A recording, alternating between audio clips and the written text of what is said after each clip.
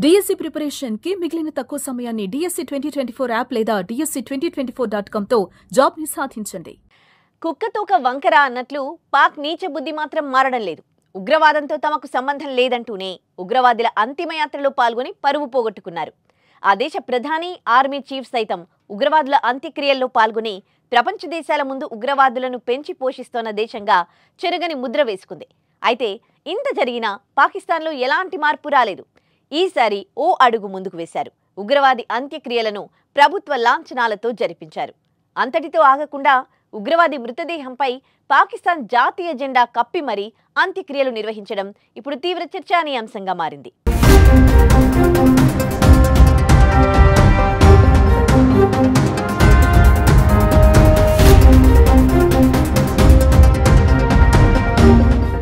భారత్లో అనేక ఉగ్రవాద దాడులకు సూత్రధారిగా భావిస్తోన్న లష్కరే తోయిబా కీలక ఉగ్రవాది అబూ సైఫుల్లా ఖలీద్ పాకిస్తాన్లో హతమయ్యాడు.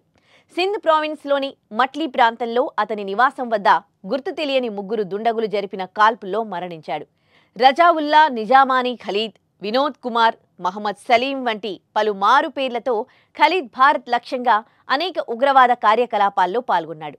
2006లో నాగ్పూర్లోని ఆర్ఎస్ఎస్ ప్రధాన కార్యాలయంపై జరిగిన ఉగ్రదాడికి ఖలీద్ ప్రధాన సూత్రధారి.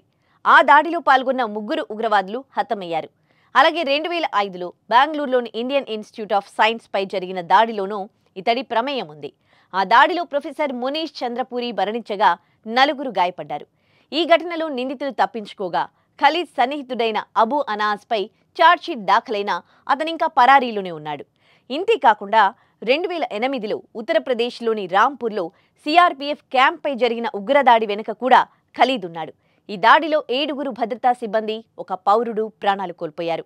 ఈ ఘటనల్లోనూ దాడి చేసిన వారు పట్టుబడలేదు.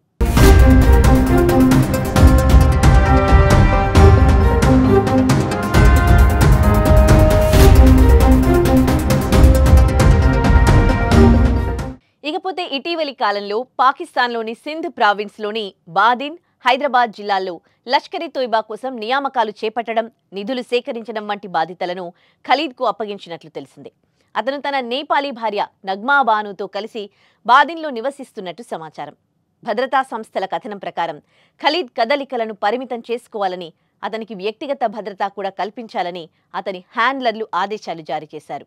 అయినప్పటికీ ఆదివారం మధ్యాహ్నం దుండగులు కాపు కాసి అతన్ని కాల్చి చంపారు. ఈ ఘటన పాకిస్తాన్లోని ఉగ్రవాద సంస్థల అంతర్గత కలహాలు లేదా ఇతర శక్తుల ప్రమేయంపై పలు అనుమానాలకు తావిస్తోంది. సైఫుల్లా ఖలీద్ మృతదేహంపై పాకిస్తాన్ జాతీయ జెండా కప్పి ప్రభుత్వ లాంఛనాలతో అంత్యక్రియలు జరిపించడం, ఆ అంత్యక్రియలకు పాక్ ఆర్మీ సిబ్బందితో పాటు కొందరు రాజకీయ నేతలు హాజరు కావడం ఇప్పుడు దేశవ్యాప్తంగా చర్చనీయాంశంగా మారింది. తాజాగా ఖలీద్ అంత్యక్రియల ఫోటోలు, వీడియోలు సోషల్ మీడియాలో వైరల్గా మారాయి.